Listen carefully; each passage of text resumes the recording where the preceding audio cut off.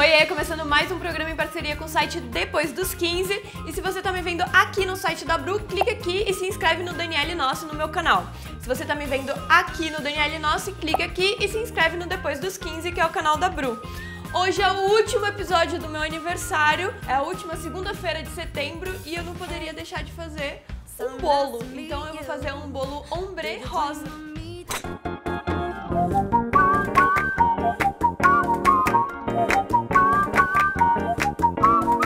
Eu vou começar batendo 4 claras em neve com meia xícara de açúcar.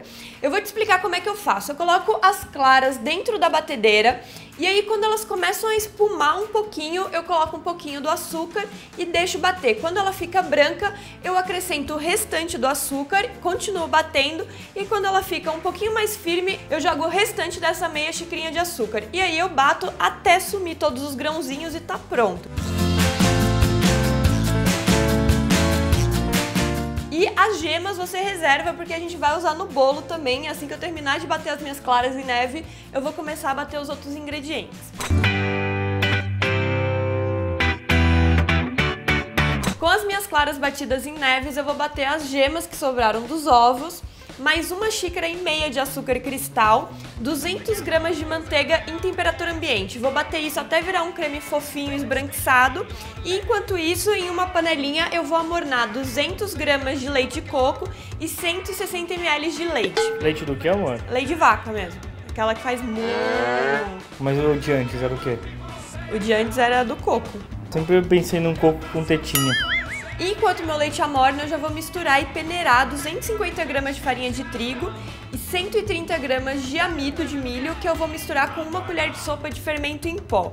Isso eu já vou deixar tudo peneiradinho aqui, porque depois que a minha manteiga bater e esbranquiçar, eu vou misturando o leite com essa mistura da farinha. Então, em 3 partes, um pouquinho do leite morno, um pouco da farinha, um pouco do leite morno, um pouco da farinha, e por aí vai sucessivamente até você chegar ao infinito.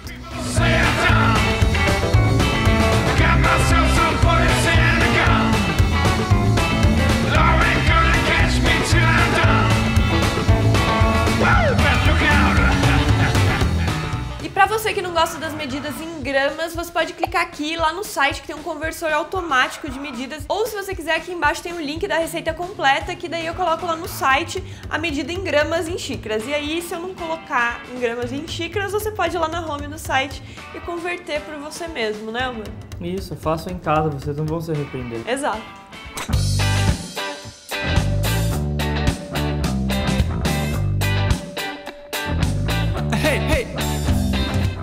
Agora eu vou misturar delicadamente as minhas claras aqui dentro e depois dividir isso em 5 potinhos.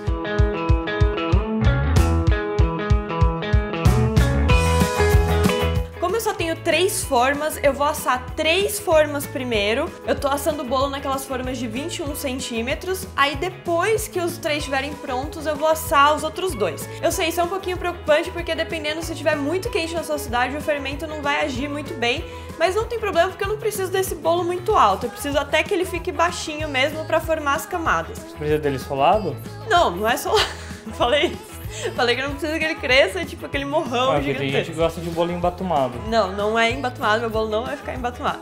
E eu vou separar um pouquinho da massa num potinho outro pequeno, que é onde eu vou misturar o corante. Uma boa dica é que o corante tem que ser em pó ou em gel. Os dois são muito mais fáceis de se misturarem à massa e ficam muito mais homogêneos também depois que ela assa. E é esse corante, a partir dessa massa misturada, que eu vou misturar um pouquinho em cada cumbuquinha, aumentando sempre um pouco mais a quantidade da massa que tá colorida dentro desses potinhos. E aí assim eu vou fazendo aquela coisa da camada em degradê, uma mais clara até chegar na mais escura.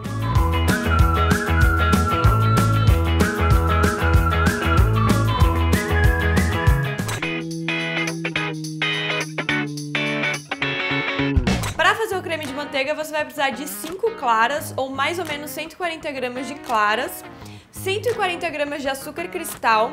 Eu vou misturar os dois na batedeira, levar para o banho-maria Em seguida, mexer isso até que o açúcar se dissolva, até mais ou menos uns 50 graus.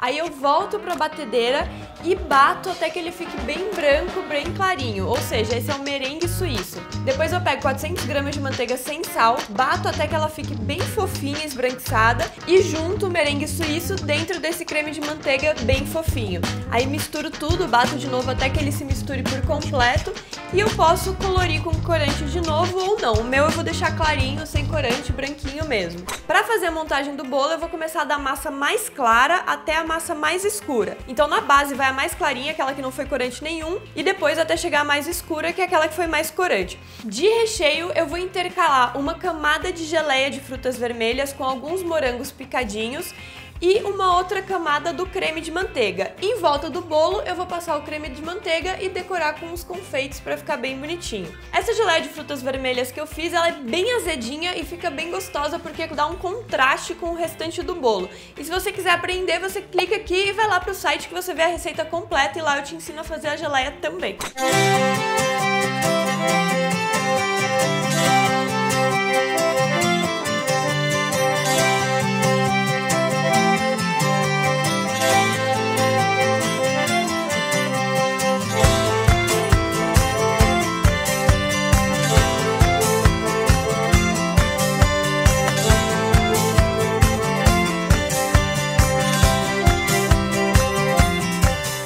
Bom, e esse foi o meu bolo ombré de aniversário. Ele tá delicioso porque tem a geleia que dá o azedinho do bolo, você sente o coco do leite de coco no bolo e mais o creme de manteiga que dá toda essa...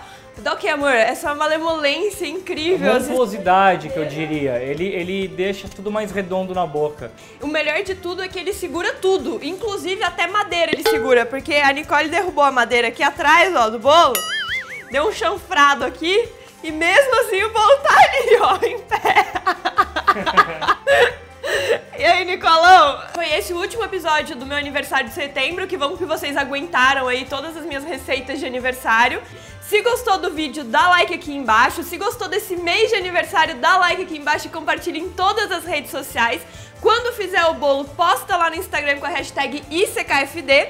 Aproveita pra me seguir, claro, o meu é @ICouldKillForDessert, o meu Instagram...